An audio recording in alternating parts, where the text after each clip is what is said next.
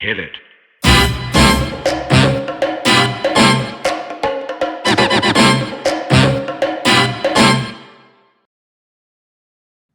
This week, we're joined by Phil McMann and Dave Sapenoff talking about getting that sausage actually made. How do you bargain the collective bargaining agreement?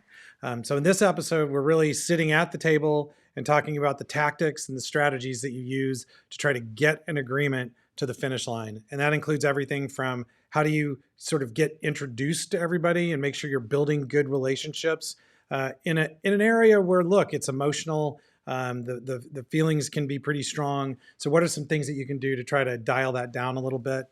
We talk about just practical ways that you pass proposals and counter proposals. What are some of the things that you can do to influence and persuade folks at the table that the proposals that you're making are actually superior to the ones that they've proposed that they think that they want? So just a lot of different, tricks of the trade, so to speak, for how to get a good bargaining agreement. So Phil McMann and Dave Sapenoff talk to us about the ins and outs of bargaining at the table. All right, welcome back.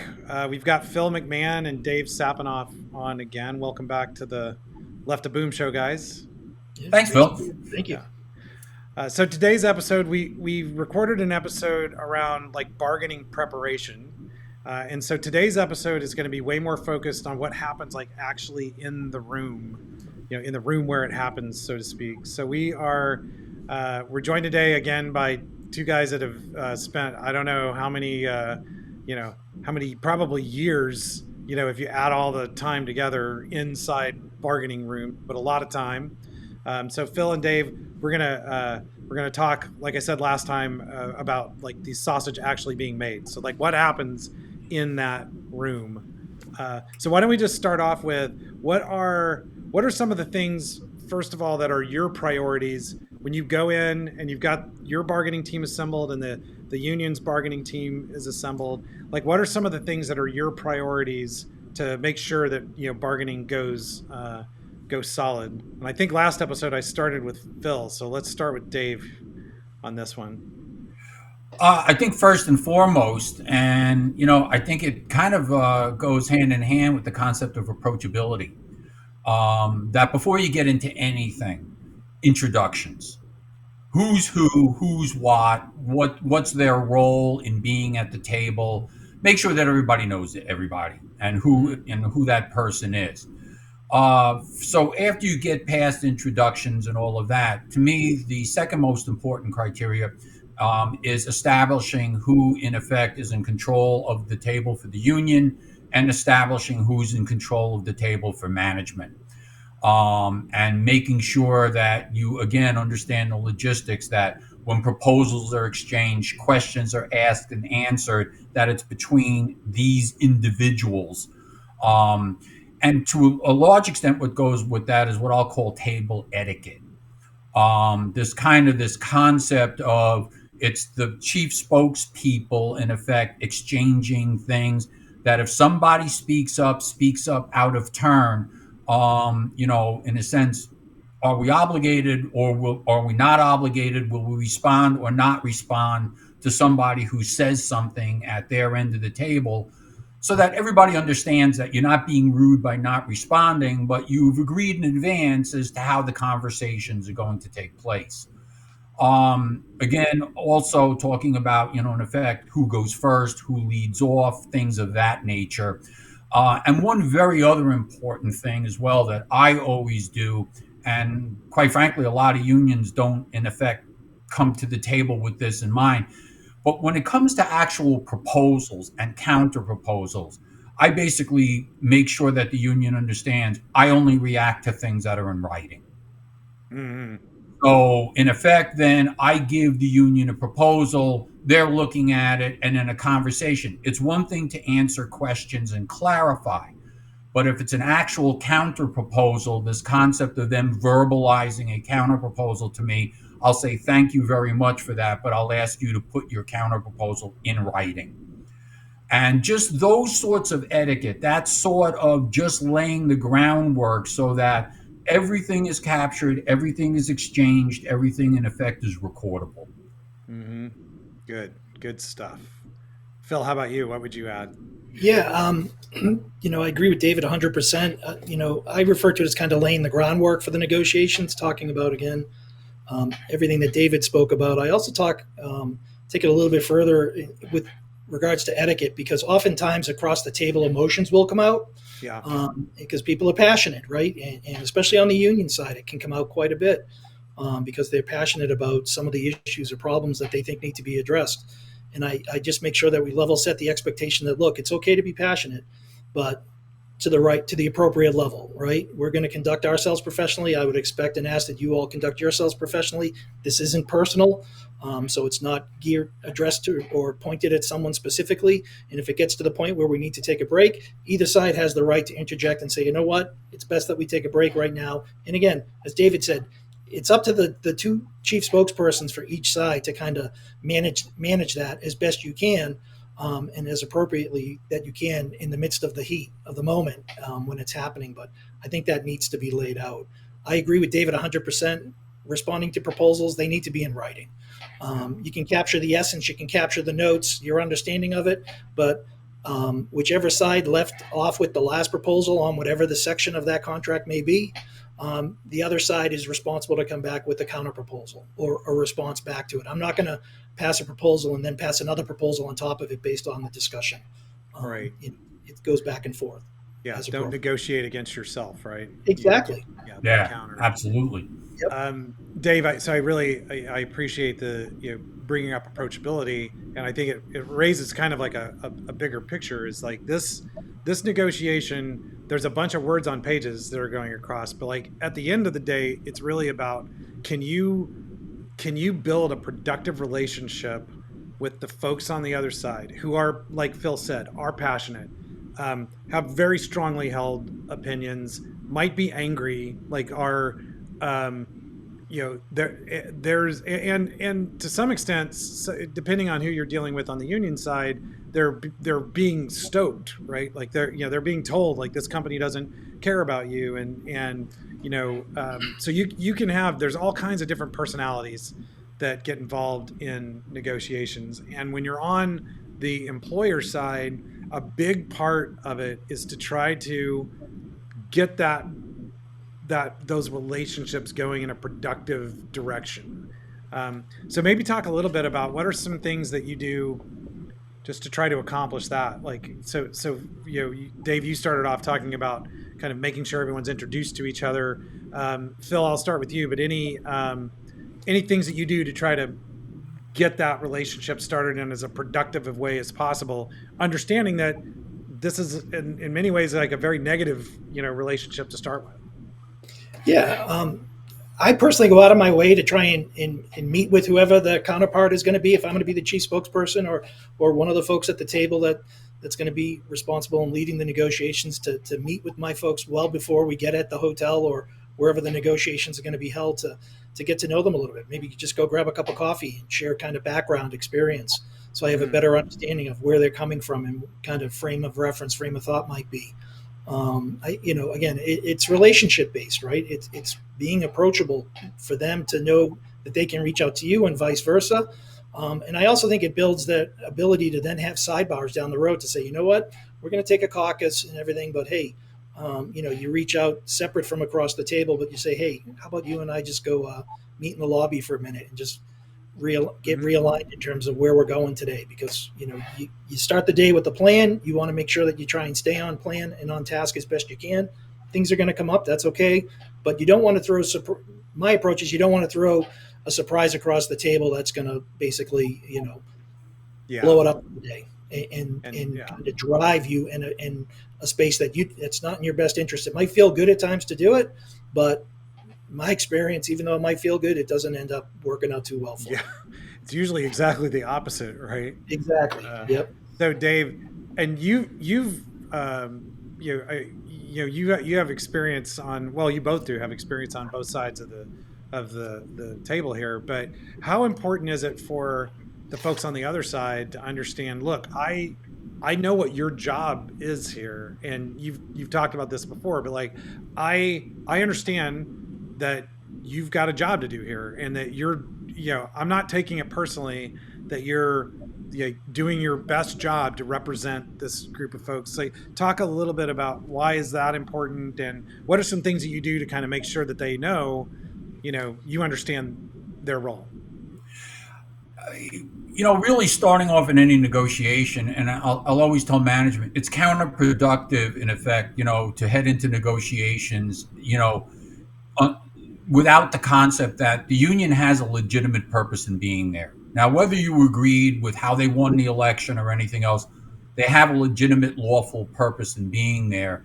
So you enter into the negotiations as if they've got a right, and the laws behind them in terms of being there and bargaining on behalf of the employer's, employees. So I said, once you get past that, then try and understand, in effect, the role of the union rep. In effect, it gives me the option of saying, look, I've been in your shoes. I've sat on your side of the table. I've done your work. I've organized before. I've done all those things. I'm an ex-Teamsters rep. But basically to let people know that and understand that I understand what their role is vis-a-vis in front of their employees, such that, all right, the spokesperson showboats a little bit. I'm not going to sit there and call them on it. I know potentially why that's being done. So, so you understand sort of the politics, and there will be politics between the committee and the union reps. They have a lot of things in common. They also have some goals and objectives that are not necessarily in common. One other thing that I always make sure to do is to research who's at the table on their side. Get into the union's LM2 forms. Are you dealing with the president of the local or the recording secretary or the treasurer? Are you dealing with the top dog in the union local? Are you dealing with a field representative? Are you dealing with the union's A team, B team, C team? Are you dealing with an international rep, depending on which union it is? Because that's going to tell you a lot about, in a sense, the skill they come in with at the bargaining table. It's going to tell you politically, in a sense, how responsive they're going to be to the committees of employees. And to a large extent, that helps to drive your knowledge of where they're going to go and what issues are really, really critical to the union and to the employees, and which ones they may say to the employees, we're not going there. So that's, to me, is a very important aspect, is really understanding and researching who's on the other side of the table with you. Yeah. Phil, any other kind of like building relationships with the other side tips or? Yeah, again, in my experience, it's not always necessarily the person you're going to be negotiating with is the person that you were dealing with or interacting with during the organizing drive, right? Typically it's not the organizer, so it's a different individual. So making sure everybody understands that, and look, they have a job to do, right? And they're there to do their job just as much as we are on the management side. So understanding that, and I can't stress enough what David said about the politics of what's happening at the table, because there's politics, there's attitudes, there's relationships. Some of the committees can be very dysfunctional. They could be bifurcated based off what one side might be very passionate and steadfast in terms of one proposal as compared to another, because it affects them, where the other side, not so much where I am, but again, depending on the complexity of what you're dealing with. That's where I also think having someone on the company side on the committee that knows the bargaining committee, the folks who are coming, the representatives chosen from the membership that are going to be there, that has that relationship, that knows them, that can read body language, I think can also be very helpful, because you can kind of see what's being said without being verbalized, right? So I think it's just having the ability to build your team to be mindful of that. So if you're not the person speaking, you're not sitting there with your head down, you're looking across the table, intently paying attention to the process, tracking, following along, not fidgeting with the phone or anything like that. One of the things I always do is I tell people, let's just all silence our phone and flip them over. Let's not be distracted. Table etiquette. Yep. Yeah, this is hugely important. Like the folks that are not there speaking, if you have a functional committee, and I'm talking about on the management side, it's true on the union side too, but if you have a functional committee, that group may not say a word during the bargaining itself, or the only words they're going to say is when you as chief spokesperson turn to them and are like, hey, Correct. does that sound right? Is that your experience or whatever? But give them that job, right? Of read the room, try to help me understand while I'm interacting with my counterpart on the other side. Are there a lot of head nodding when they're talking about this? Or some people nodding their head, but some people are like harumphing? Being able to go back into the caucus or after we finish the negotiation and understanding, okay, like, look, there's a split in the committee around this proposal, and these two people think it's a good idea, but these three people think it's a bad idea. Like, knowing that tells me how should we like counter what they've proposed, and it gives you a lot of information that otherwise you wouldn't have if you didn't have people kind of like watching for that stuff. And you as the chief spokesperson, you'll notice some of that, but like you can't be like concentrating on what it is the point you're trying to get across and also reading the room as much. So I think that's like really, really valuable advice. And then Dave, to your point, understanding, you know, the the spokesperson, there's constituents both at the table, but there's people that are not there have a big influence on whether or not like this deal gets ratified, or you have a big influence on how people are going to react to this agreement when it's finally comes out. Helping to really make sure that you're understanding the reason that this person is reacting this way right now might not be because they actually believe that this proposal is a terrible idea. It's like they have to prove to their committee that they are like going to be tough. They need to prove to their committee that they're not going to get rolled over by management, knowing at the end that they're going to probably have to cave on this proposal. But like I call it like the kabuki theater, but like there's like things that happen in the room and at the table that are not necessarily like what's actually going on as far as the negotiations concerned. But if you actually plan to get a deal, you need to support this person doing whatever it is that they think they need to do to be able to like get the politics set so that they can get the deal across the table. Maybe tell me a little bit about a couple of examples, each of you, if you could think of an example where, there was one thing happening in the room, but the actual deal was happening elsewhere. You got any experience to share on that? Oh, I mean, I was about a year and a half ago on a renewal agreement with a Teamsters local up in Michigan, sitting at the table. Teamster rep comes in, nice guy, everything else, knew his business. I was looking at the committee and asked management, I said, on the three committee people, who are they? And give me some information about it. Well, it turns out that they were the three most senior individuals in the organization. And as we talked, it was, their conversation, it was, quote, all about them, so to speak. Bottom line is the deal that eventually got cut was distinctly to a very slim piece of the organization of the most senior employees in the group, because in effect, they got what they needed and went back to the rest of the group and basically said, this is the way it is. And that's how the deal got cut. So it was just understanding that the committee was not sort of a cross section of the entire organization. It was three individuals there, very much with self-interest in terms of how the negotiation was going to get cut.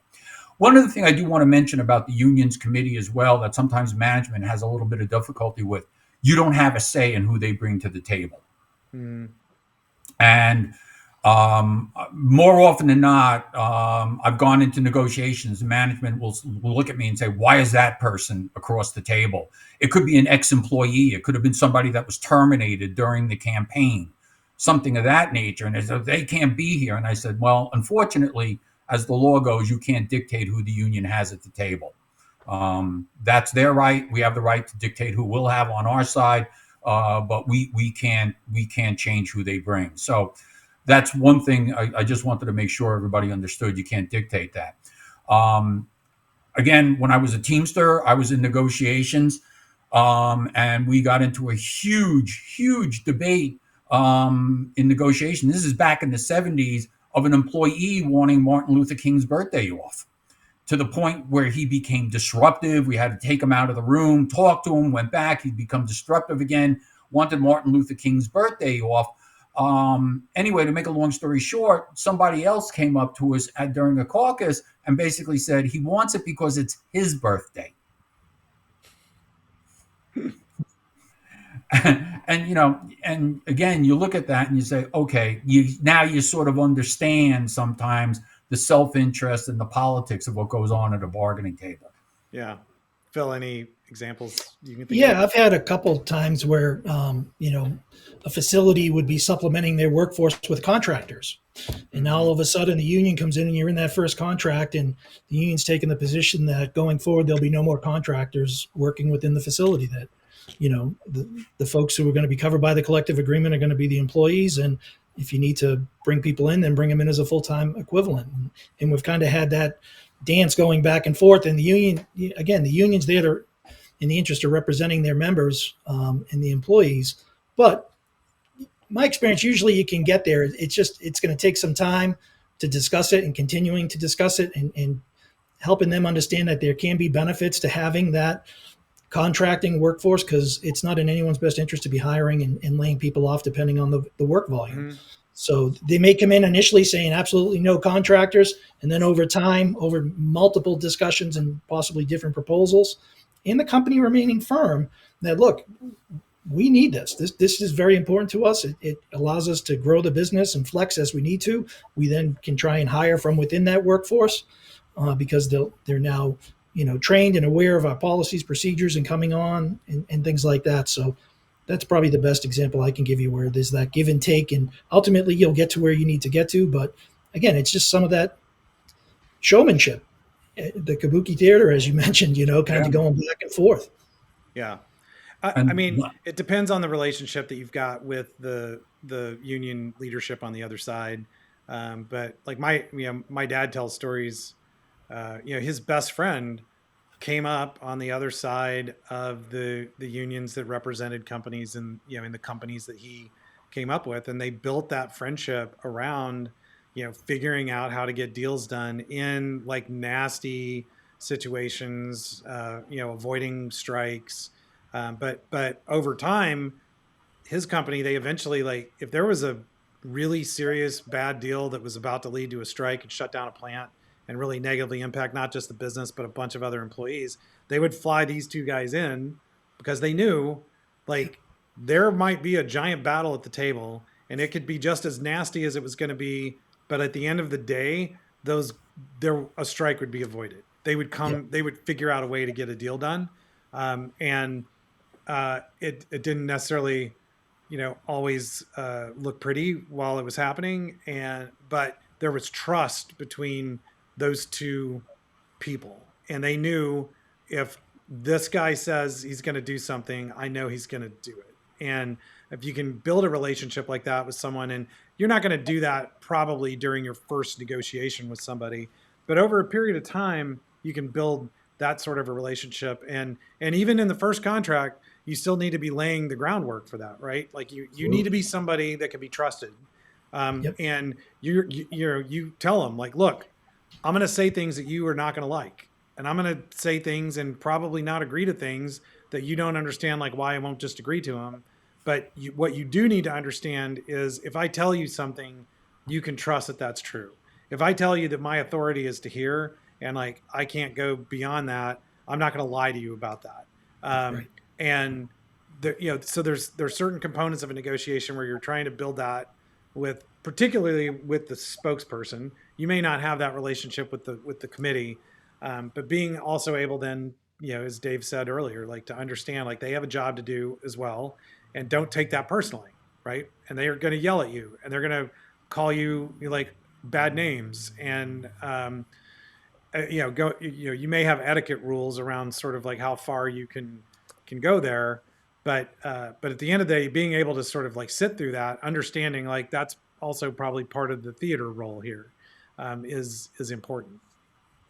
So let's switch gears to kind of like going just proposals across the table. And we've already talked about sort of setting the ground rules, but like, what are some of your kind of key practices around just the mechanics of the day-to-day, what's going on at the bargaining table?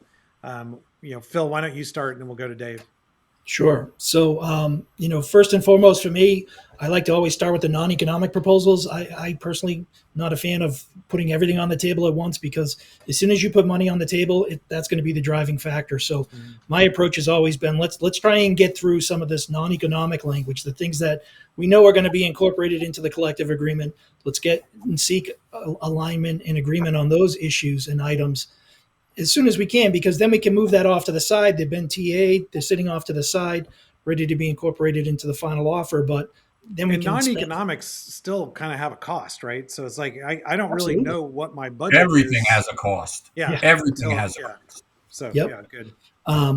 But depending again how you're going to frame your contract. So getting management rights clauses out there, harassment, discrimination language, if you're going to put that in the contract, or if you're just going to leave it as a policy and procedure, because there's a lot of different ways you can structure things. The preamble, looking at the term of the contract. You're looking to try and do, say, a 3-year deal, or possibly looking for something longer. Again, kind of throwing those feelers out there and approaching those type of language issues as soon as you can. And then the more you can get through those proposals, you can start to shift to the ones that are going to take a lot more time and effort to be negotiated. Oftentimes the union may come across and give you their entire non-economic pass, if you will, or they might give you everything all at once. Again, as David said, you can't dictate how they're going to play it. But hopefully you've had that discussion with your counterpart to understand and say, look, this is where I'm thinking, this is what I'm thinking, and my approach is going to be, what's your thoughts on it? And if you have a relationship, that tends to go very well. If it's new and you're learning your way, you say, look, this is my preference, this is what I'm planning to do. So again, no surprises, and then you just kind of start working your way through it. The other thing that I always make sure that I fully understand is I read through their entire proposal, and if there's anything, or I ask them to read through it, I should say. And then if I have any questions, I'll ask questions, and I'll say, okay, I understand your proposal. I will get back to you with the response once we have time to evaluate it fully, and leave it at that. And then move on to the next proposal, and then keeping track of everything that's passed. I also make it a format for myself to notarize every proposal in terms of the date, the time, and whose pass it was in terms of the proposal. So that way I have a tracking mechanism of everything that's passed by every specific section. I break it out separately for myself. So being very organized is important. Yeah, great. How about you, Dave? Going into contract negotiations and developing proposals, one thing I try and get, with management on is this concept of, I don't care what color the cat is as long as it catches mice. Because sometimes management feels, or the union feels, the language has to look like this. And if you can get to X, via some other way of saying it, as long as you end up where you need to be, that's good. And that prevents entrenchment in terms of what you're looking at. What I've seen recently in most negotiations is the union literally walks in with a complete agreement, slaps it down on the table, and says, here it is. The last several negotiations I've been in, that's exactly what the union did, including all the economics. And management looks at this and says, oh my gosh, what are we going to do with it? And I said, well, we're going to eat this elephant in small bites. And you start picking out those proposals, understanding as well that, really what in the union's mindset, that sets the stage that you're working from their language. And again, I tell management, do not feel obligated in any manner, shape, or form to counter propose exactly to what is in their proposal or how they've arranged it. I said, these are negotiations, and you'll pick and choose, and we'll decide what we're going to respond to when and where. So, it's a starting point. I totally agree with Phil. You always do the language stuff first, with the concept that even language, a grievance procedure, for instance, has a cost. How are you going to pay representatives, stewards are you going to pay them or not pay them for the time they're spending hearing a grievance? If some employee off the shop floor comes into your office as a supervisor with a grievance, is it on that person's time? Is it company paid time?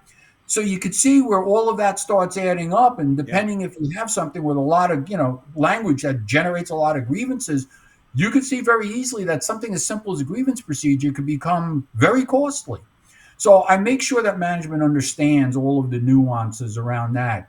And, again, you write some language to be explicitly clear, and some language, when it's to your advantage, you'll leave vague. But this is where you start dissecting all of that in terms of developing your counters or new proposals for that matter. Mm-hmm. Yeah, good. Great. Great stuff. What other sort of tactical things do you kind of like to have in place? Like Dave, you mentioned earlier, sort of like I only respond to something that's in writing. Any other kind of like tactical things that you've found over the years that kind of helps get things clear and help what I'll say one thing. Everybody comes into this thinking that the union is the only one that can request information. Actually, the request for information is a two-way street. So the union typically walks in, if they put a contract on the table, understanding what you're typically going to see is what I call the union's gold-plated agreement. Mm-hmm. They've put together an agreement with their best language from their best agreements from wherever they represent other employees. You do your research, you find out where else they represent employees. I do not hesitate to put an information request out to the union saying, understand you represent employees also at this location, this location, this location. I want their contracts. Mm-hmm. And one of the great tactics here at the table that I've employed relatively successfully is the union in many instances responds to that. And you get to see language that is way different from what they gave you as a proposal at the table, which gives you something else to work from. Or in another couple of instances, the union has walked in and said, what we've done elsewhere, anywhere else, is not relevant to this discussion. And I'll say, that's fine.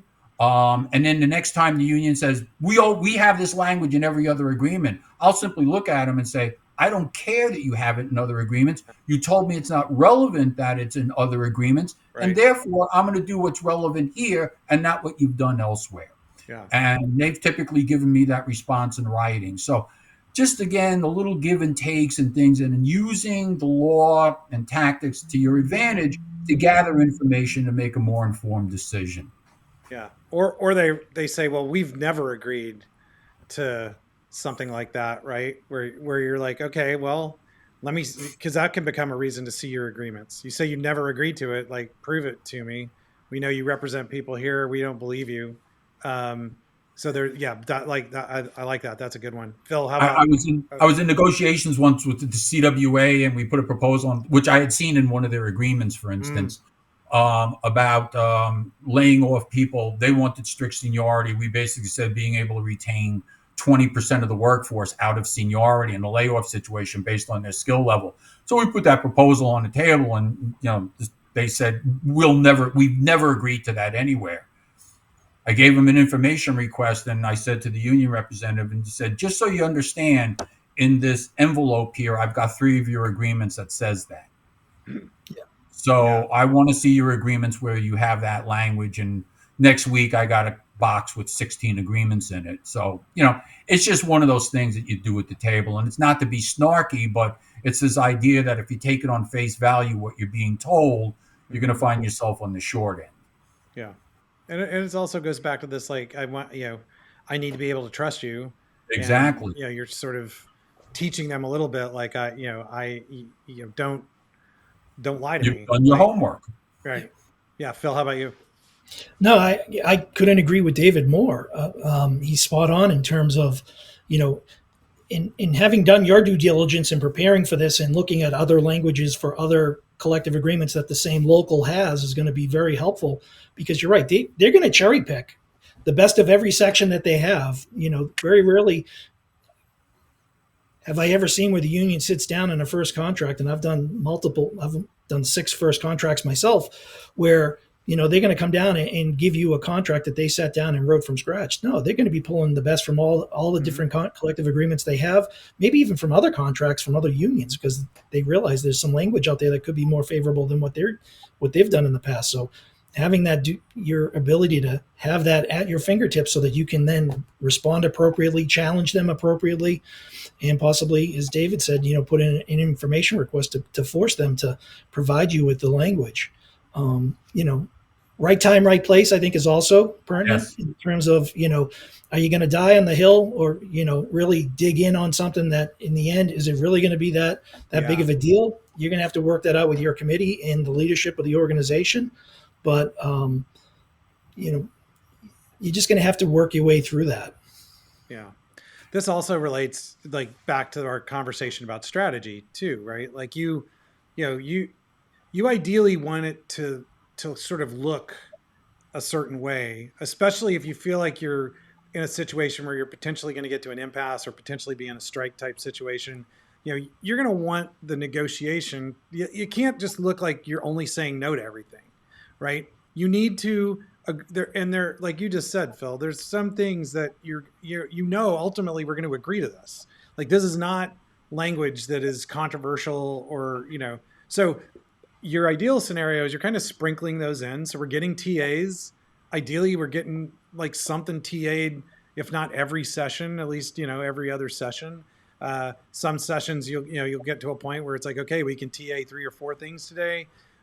Like you want to also be thinking about it that way, right? What do I need this to look like? So if I'm ever charged with bad faith bargaining, like I have a perfect case of examples of where I've compromised and where I have signed off on their language that as they initially proposed it, and all of those. I've agreed to dates. I've offered dates that they said they weren't available. Like all those sorts of things are the kind of like just detail, in the session things that you have to be thinking about to make sure that you're building a case that, look, we've done this in good faith.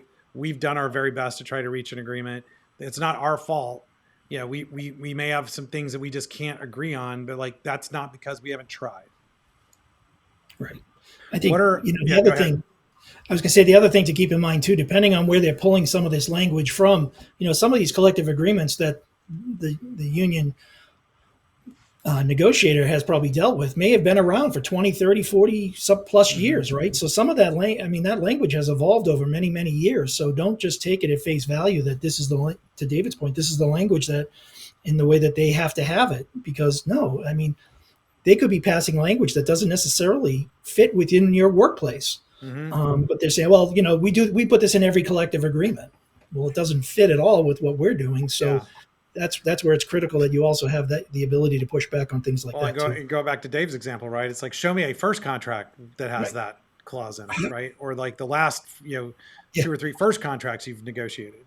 I have currently in negotiations for a first agreement with a Teamsters local, and the leadership are what they call TDU, Teamsters for Democratic Union, newly elected, straight out of the UPS bargaining unit. They gave management a first proposal. Now, this is a company that has 30 drivers. And the contract, I would say 80% of what they put on the table as their initial contract proposal was taken straight out of the UPS agreement, which is looks like a small telephone book. Right. And that's their world. That's what they understood it. And, quite frankly, that's been is the education of them that what is applicable in the UPS environment is certainly not applicable in a company that's doing a couple of $1 million a year in business versus multi-billions of dollars a year in business. Mm-hmm. Yeah, let's talk a little bit about that, because there's a psychology to this, right? Like it is a negotiation, and there's a leverage component to it, but there's also this education component, right? And so unions, unfortunately, especially like on the if they don't do a good job of educating, especially a group of people that have never been unionized before, about how this actually works, they create like a lot of problems for themselves, right? So like if you went to this unit of people and said, we're going to get you the UPS deal, that's really kind of malpractice, right? Like they know they're not getting that deal. They probably don't even want that deal. It would be onerous to try to administer the UPS contract for a one unit group of 30 guys. Like, so there's an education piece to this that I don't think people appreciate. So maybe talk a little bit about, like, sometimes when you're bargaining, you're actually saying things to the chief spokesperson, but your audience is really kind of everybody else, to try to illustrate, look, what they're doing here is really not in your best interest. Can you think of any, examples of that? I mean, that's all I've been doing, at least, recently with this particular unit. For argument's sake, we were talking about language that in discipline and discharge and types of, things that could result in immediate termination, not going through some progressive discipline. So one of the examples I came up was the use of the word insubordination. And, in effect, the group not quite understanding what insubordination is. I mean, it's a fairly well understood concept in labor relations.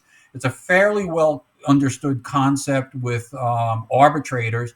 So this, in a sense, when I walk them through that, I'm saying, look, I've been through over my 40 years in multiple arbitrations and everything. And here's what an arbitrator is going to look at as insubordination.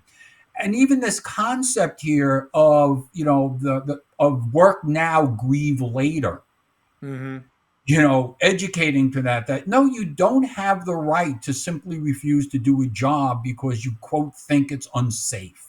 Right. There's rules and definitions around that, and understanding that, and then explaining that, so that, that people don't have this concept that, well, we can do what we need to do simply because, we think. No, that's not how it works. So it's this constant education process.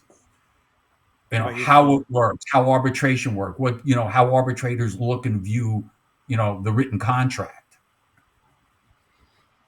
Yeah, for me, I mean, one of the things that I tend to help trying to level set oftentimes is even just the level and number of representatives the union's going to want within the facility. Again, a lot of contracts, it's based off headcount.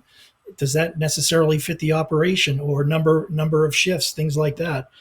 So helping to really level set the expectation that, one representative for 60 people on first shift and another representative for 20 people on second shift isn't necessarily in the best interest, and trying to come up with, because in other contracts, you may have one representative for 300 people. So, working through some of those scenarios. I think another area where I think it comes into play quite a bit is in terms of attendance systems. A lot of time and attention put on attendance, and depending what the union's proposal may be, as they're looking for things in terms of a time frame when discipline may roll off someone's schedule, if you will, or being subject to the next higher level of progressive discipline. So again, what they may be proposing from somewhere else just doesn't even exist in the world that they're working in today. So you have to kind of help them steer it, and I've seen it both ways. I've seen it where the chief spokesperson from the district level is trying to help the local bargaining team figure it out. I've also seen it where the local team is trying to help the chief negotiator for the union to figure it out, because again, they're coming from a different mindset, right? This is their first time interacting with that, or your organization, your employees, and they may not necessarily have a background dealing with that type of industry, because at a district level, they're dealing with people across a ton of different industries, different occupations, things like that. So it kind of can go back and forth. Yeah, I think that's a great point, right? Is that especially like now, there's a lot of these smaller companies that are getting organized, and the people that you're dealing with at the union might be used to just dealing with like really big, massive, bargaining units. And so there's some education that has to be done there as well. And part of it really is helping them understand, look, the stuff that works there actually would be a total pain here.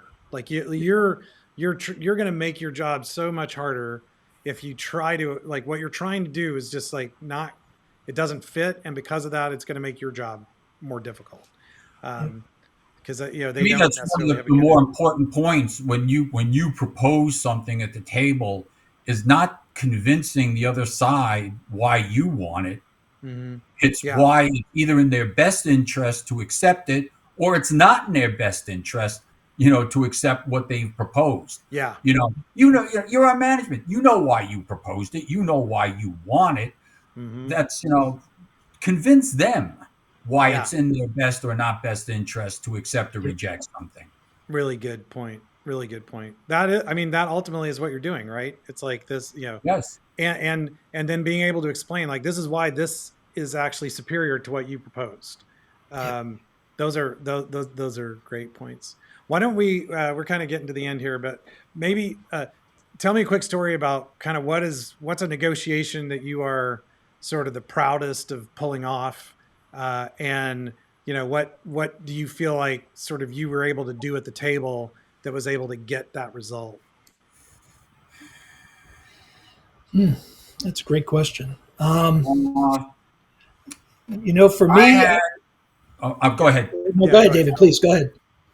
I had in my prior employer where we had 35 agreements, 12,000 bargaining unit employees in 18 states. We had a scenario where the union entered into a negotiation strategy of allowing agreements. We were going past expiration on everything. And considering the fact that we were doing between 12 and 15 agreements every year, there was a particular piece of this cycle where when 9 of the agreements had expired, 8 out of the 12,000 bargaining unit employees were ready and prepared to go out on strike, which would have been crippling at that point. And as part of that, again, I spent many a sleepless night working my way through that one.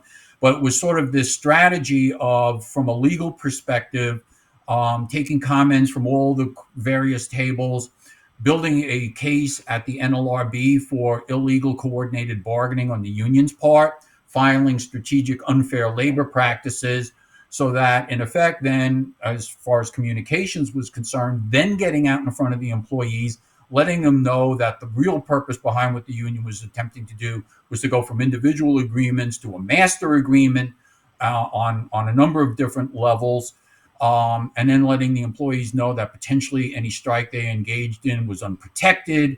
And then once we got all of that out of the way, then going after what we thought were the more susceptible locals, cooking the deal with them such that they started falling out and sort of the house of cards fell after that. And going back to an earlier point, making sure that we never had those contracts expiring in that time frame ever again. So some contracts were 18 months, some were 24 months, some were 28 months, some were 48 months or 36 months to break up that cycle. And one of the more successful things, in terms of really every element, the finance group, operations, your legal department, HR, everybody in lockstep with each other in terms of making sure you got to where you needed to be. And so to me, I look back on that, and that was probably my most challenging set of negotiations, but ultimately one of the more successful.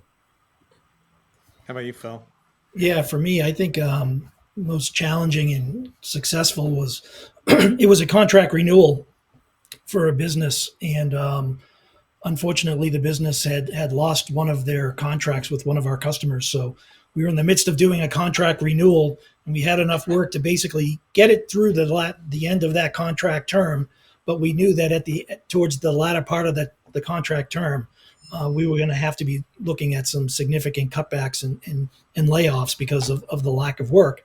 And it got extremely emotional across the table to the point where they were more focused on what was going to happen 2.5 years from now rather than the challenge that we had in front of us. And I was able to work through it and really help get the, kind of a state of the business presentation coming in, being completely transparent as to why this is what the future was going to hold for the facility, and that the future today, is doing a great job, but we need everybody to stay committed and working through it, understanding that, 2 years from now, it's going to be a very different situation, but a lot can happen within that 2 years. And it was just the opportunity to work with the committee members to address and hear all their concerns, the membership concerns, the fear that, this was part of the strategy of the company all along to try and close the facility, and that was never the strategy. And literally the notification of the loss of the contract was 1 month before we sat at the table. So it came as a big surprise, kind of made us shift our strategy a little bit going into the negotiations. But we dealt with a lot more emotions at the table and everything. And at the end of it, we got a full recommendation from the committee. And, you know, to me, everybody on the committee thanked me because I followed up on everything that I said I was going to do. And I kept in touch with them long after, to the point where when the work was gone and we had to deal with, again, addressing the headcount issue, I purposely went out there and was on site to do it, to know that I was a man of my word. So that meant a lot to me. Yeah, That's important. that's a good one. Yeah, and that makes a big difference. Like if you ever deal with the union in future negotiations, and you know, that team. So that's really good. Well, guys, thanks. You know, I really appreciate you. You've got so much, you have experience and expertise in this area. It's complicated. There's a lot of nuance to it, and it's great to sort of, you know, arm folks with you know, with some practical, you know, if you've never been through it before, and even if you have, you definitely haven't been through it as much as you guys have. It's like, what, you know, what are some of the things to, you know, be on the lookout for? So I really appreciate it. So Phil, let's get so everyone can see your names again. But so Phil, really appreciate you joining us, Dave as well, and we'll see you soon.